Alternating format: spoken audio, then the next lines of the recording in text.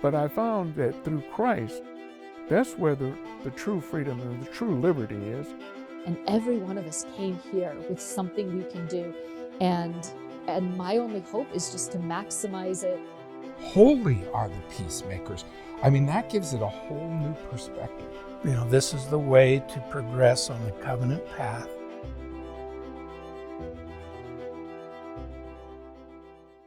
Hello and welcome to Latter-day Profiles. I'm Brian Howard. We're here at the LDS Motion Picture Studio in Provo, Utah. And joining me today is Dan Davis. Dan, welcome. Thank you for having me. Dan runs Stiry, which we're going to talk about that. Interesting name, not your typical video production company. Produces amazing documentary-style short films about a lot of regular people doing extraordinary things, as well as some CEOs and other things like that. And also, Dan, I started following you on social media, and you were going through some serious health issues at that time. And so glad to see you look so good, especially compared to some of those days not too long ago, just a year or two ago. It's good to be upright. Good to be pretty serious.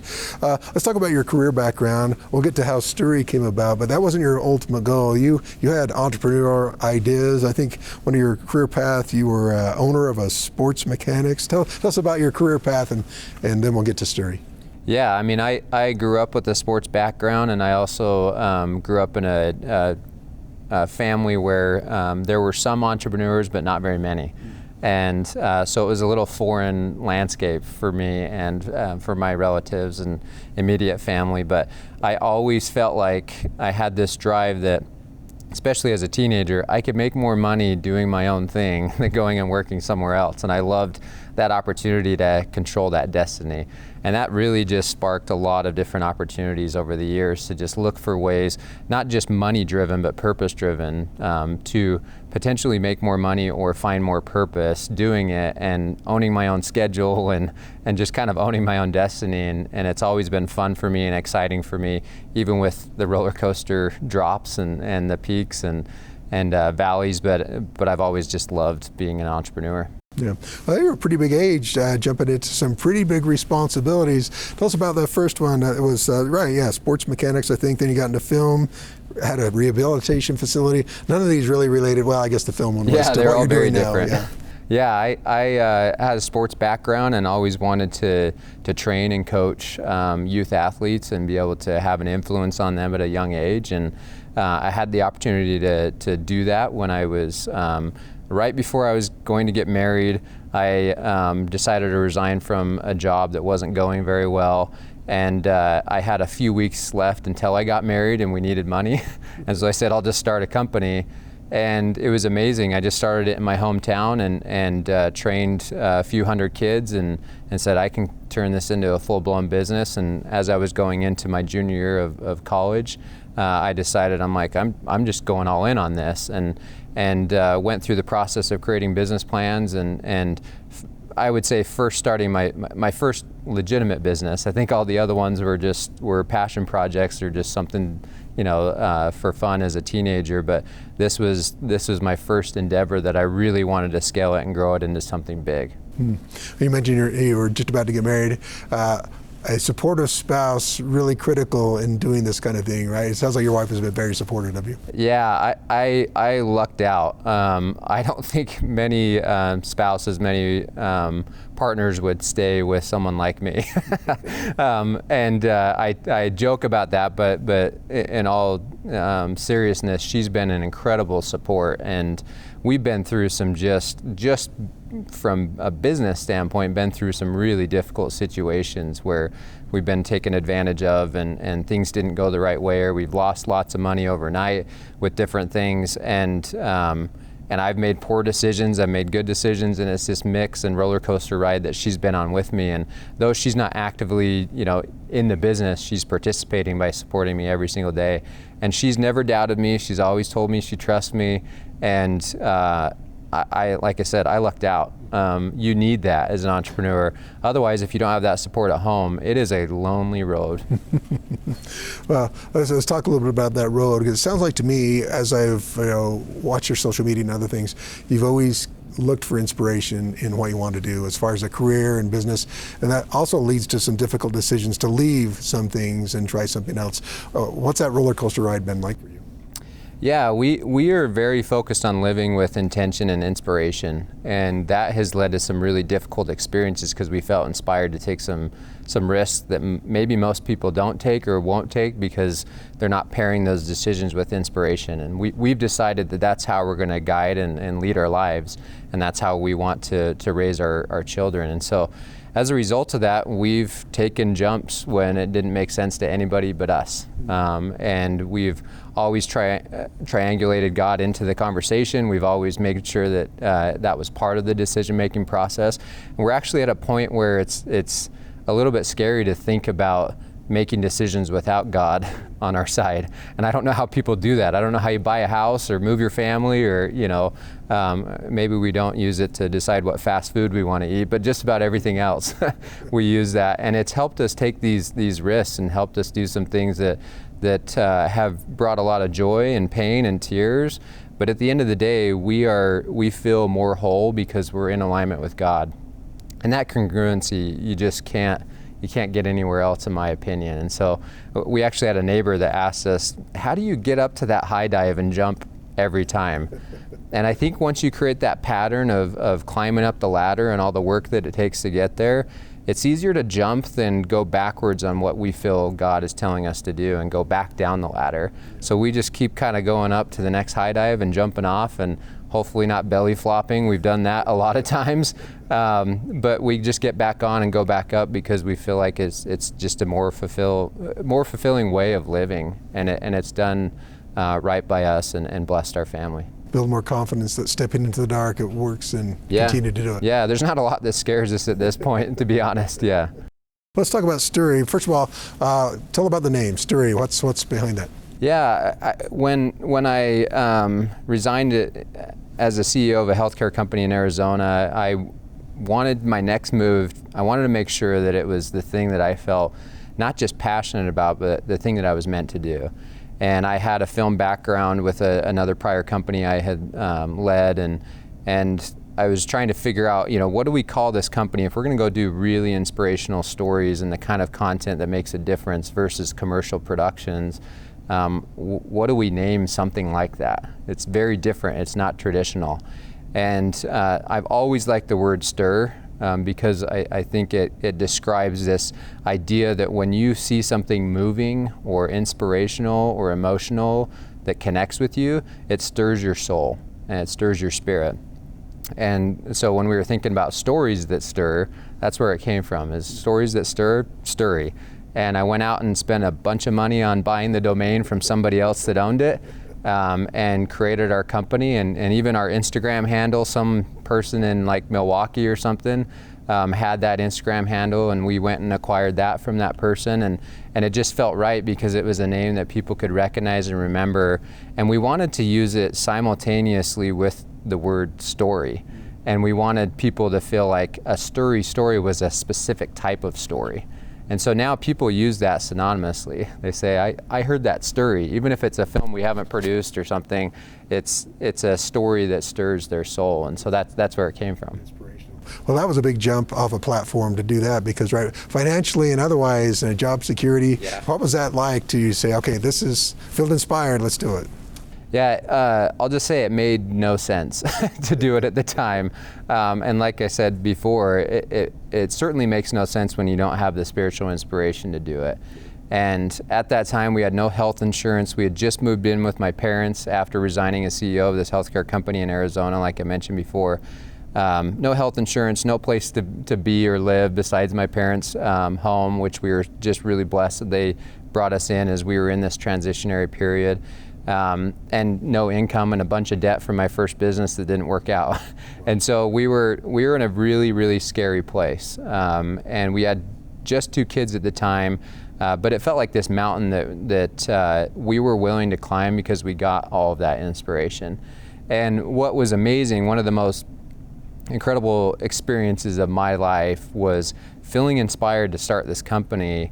And I kind of let a couple weeks go by without sharing that with my wife because we had been there before, had lost a lot of money with our first business. I didn't want to tell her that I was thinking about starting another business and felt really inspired to do it, even though it didn't make sense. And I went home that day and just said, okay, I'm going to tell her, because our relationship was built on trust. And she always wanted to know how I was feeling about these decisions. And we had lots of job offers at the time and incredible opportunities. And I went home and I started to tell her, and she started crying, and I went, oops, maybe this is the wrong time. Maybe I should have done a little more homework on those feelings I had. And she was emotional because that very same day, she had her own inspiration that was the exact same thing, that we're supposed to start a company, and that she was supposed to support me in doing that. And it has been just this cornerstone, foundational piece of our relationship that we go back to all the time, because we remember that moment where God spoke to each of us individually, and we just knew what we were supposed to do. And what's really funny about that situation, usually I have a plan for things. I didn't have a plan. I just said, I know I'm supposed to start my own company. She goes, what is it? After we were crying and excited. And I'm like, I don't know. I have no idea what I'm supposed to do. And so I said, but what I do know is I know how to get to work and figure out a plan.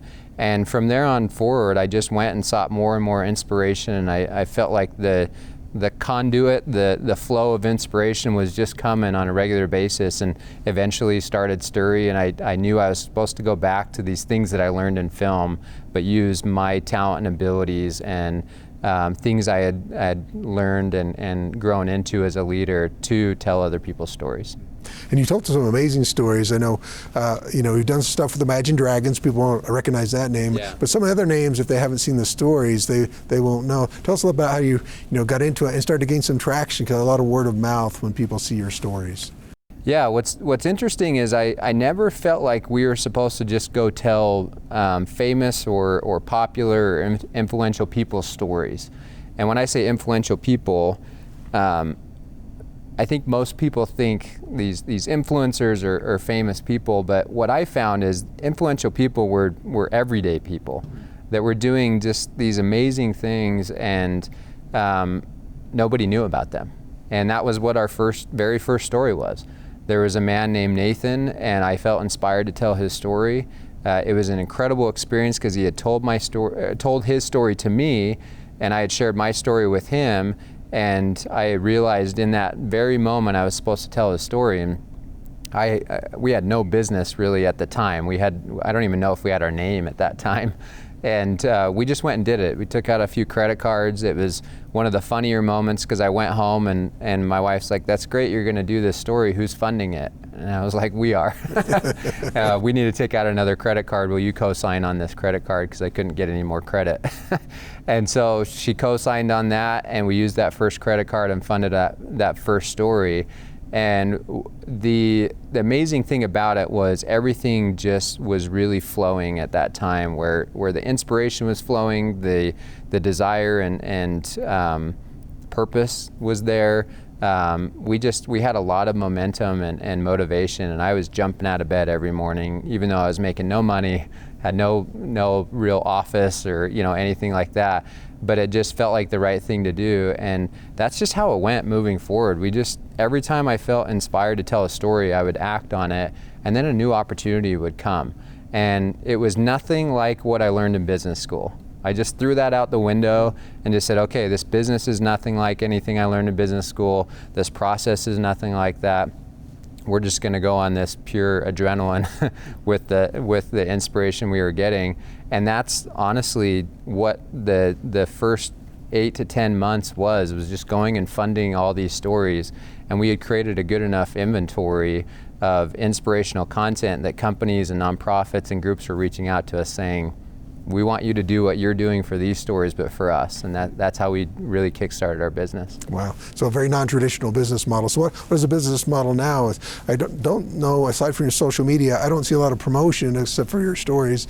They seem to sell themselves. Is that kind of the way it goes? Yeah, we don't do commercial work, and so it's a little confusing for people. How do you guys make money? That was one of our top questions, and we say, isn't that great that you don't need to worry about that? We're going to provide inspiration and find ways to fund these stories. So we've crowdfunded stories, we've had nonprofits and for-profit companies pay for those stories, we've had individuals come to us that have a great story and want to pay for that. And we've created this reputation that we're going to do these types of stories, like I said earlier, about these stories that stir, and it has this own brand. And when people think about telling their story, they're just coming to us saying, we want that. We want what you guys do, but for our own story. And so we've been able to create our revenue through doing that. But then above and beyond that, we have licensing deals that we do, distribution deals, things like that. And then we're actually building a few different technologies that'll come out this year that allow people anywhere from their own home to tell their own stories, and then we'll put the Stiry touch on it. And then we've also created something, a platform that houses all of this content we've built over the last 7 years now. In fact, I think this week is our 7-year anniversary from when I just realized, from when I first started Stiry. And so now we have this massive library that can be utilized through a lot of different business models to help people find inspiration on a daily basis and have it in the palm of their hands. That's awesome. So pretty much you and a few close, I guess, friends, acquaintances, people you know, to now, how many people do you have working for you now? Yeah, so we have about 10 or 12 that are working for us on a regular basis, and then that kind of flexes up and down depending on the projects that we have going on, and we're getting more quantity of projects, and the quality of what we're doing is going up, and so we're getting a bigger name for ourselves and doing a lot of things that we dreamed of in the very beginning. We were featured on the CBS morning show nationally last year with Imagine Dragons, with a bunch of our footage, with a few of the stories that we've done with them, and so we're just seeing the brand is starting to catch, and the identity is growing, and that's been really fun because it has brought more leads in. It's brought more people coming to us, all walks of life, all over the country and internationally, to come to us saying, we just want you to take your storytelling abilities, to the world. How do we do that? And it's been fun. It's awesome. I know it's an unfair question to ask you if you have any favorites, but there's probably some that stand out that really resonated with you. Any particular that you'd share, stories that you've done? Yeah, that is a tough question because I'm not supposed to have any favorite storytellers. They're all just amazing, and every human being that we've told stories on has, make no mistake about it, I've benefited the most from this experience. And I get emotional talking about it because they've changed my life. And one story that's really changed my life that I'll never forget is when we were in Nevada. We were telling this story for Imagine Dragons, their nonprofit, the Tyler Robinson Foundation, is for pediatric cancer. And we were telling this pediatric cancer story, and we were going to the hospital with this child to get his treatment. He was doing chemo that day. And I knew it was going to be a hard experience for us to watch that, and for our staff to watch that and film it, but I had no idea what I was walking into. I had never been in that situation. I've had people in my life that had passed away from cancer. I had, people that had been through treatments, but I'd never sat in that room with them.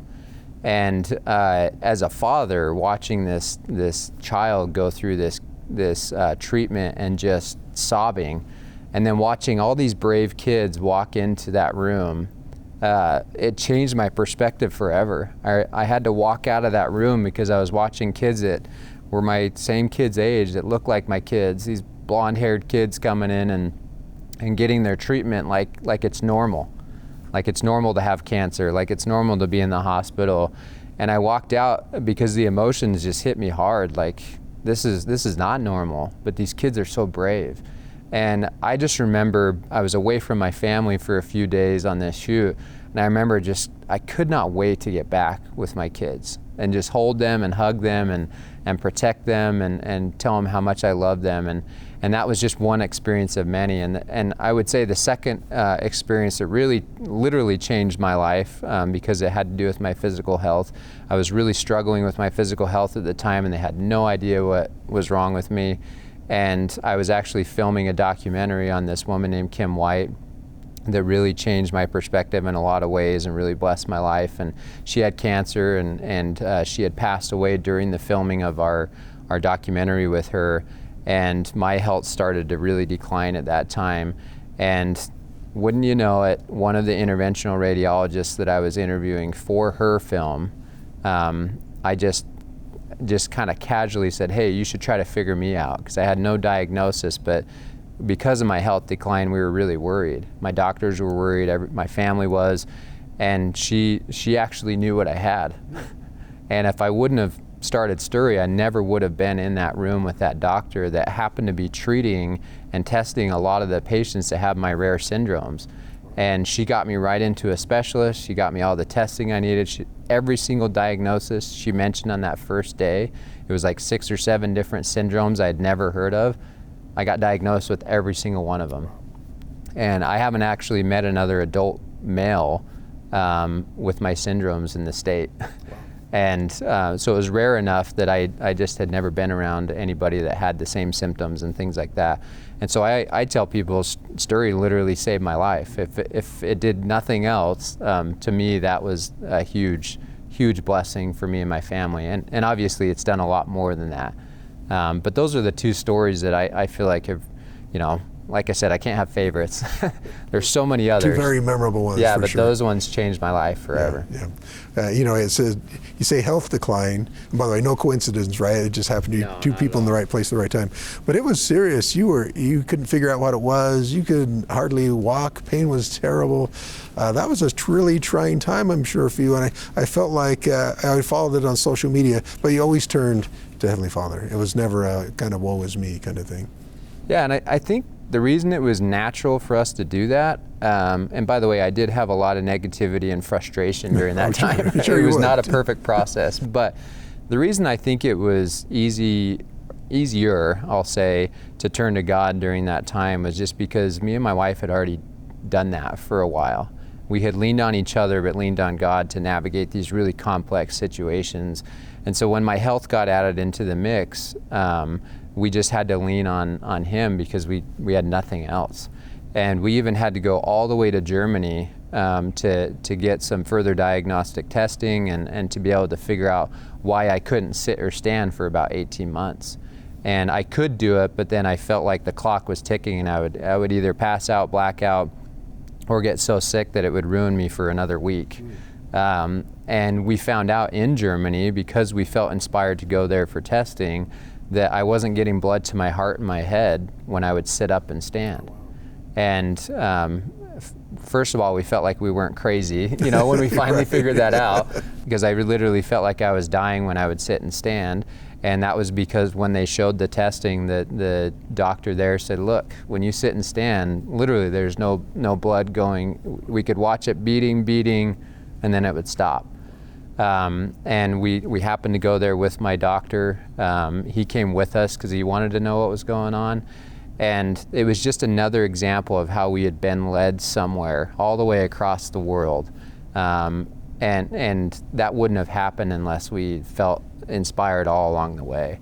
And so that's why we've just been vigilant at requiring God to be a part of our relationship versus hoping he is or casually involving him. That's a requirement for us in order to make any sort of move with business, family, my health, all that. And it's ultimately preserved my life. So it's pretty obvious that that's a partnership we want for the rest of our lives. And as you're saying, that really wasn't a quick fix. I saw some video of you rehabilitating, getting a chance with a harness to run, and it probably, not being able to sit or stand or really get around. That's had to, although painful, feel pretty good to know that there's progress here. Yeah, I mean, it was really scary. We had a lot of, do you mind if I share one story with that? So we didn't know our kids actually became really, really aware of what was going on a really deep level. We're like, they're young. I tried to shield them from some of that for a while, and then it was all of a sudden out in the open because I was doing so poorly. Like, Dad can't sit or stand. He can't play with us anymore. And I was doing everything reclined, and so they kind of knew it. And then they started meeting people that had my syndromes and seeing how bad they were and seeing how bad their dad was, and some people that were, appeared not going to make it. And they were around this woman named Kim that we were doing her documentary on, and she passed away. And so they were aware of death being an option, and we had never talked about that. And one night we were having our family prayer, and our son was, I'll never forget, he was on his top bunk saying the prayer, And during his prayer, he said, "I hope that Dad doesn't die."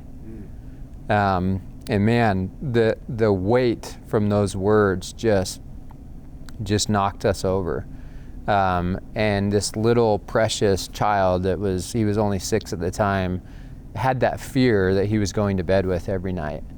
And the amazing thing that's kind of happened with a lot of the recovery and all those things is I don't think these kids are quick to forget. They're forgiving, they're understanding, they're compassionate, and they're looking at the world through a very hope-filled lens.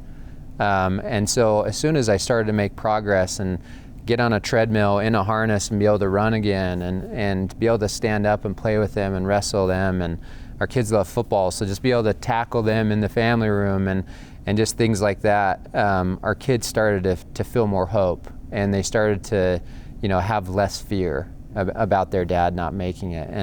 And the surgery I had last year, which was only 8 months ago, they told me it would take a long time to recover from, and that it might take a year for me to even know if it worked.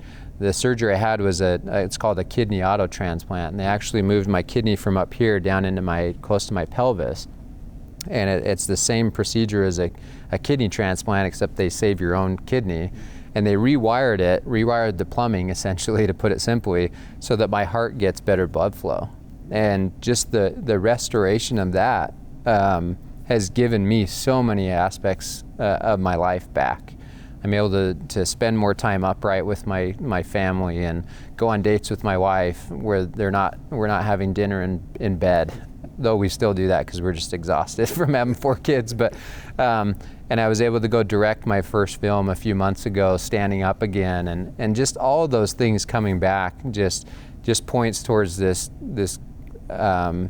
just gratitude that we have to God that He spared my life, even though there's people that have my syndromes and don't get that opportunity, that are passed on or still living, but looking for a way to preserve their life. And even though we have a lot of complications we're dealing with still, and there's no cure for any of this stuff, it's like plugging the holes in the plumbing, and trying to just fix one thing while another thing's going wrong.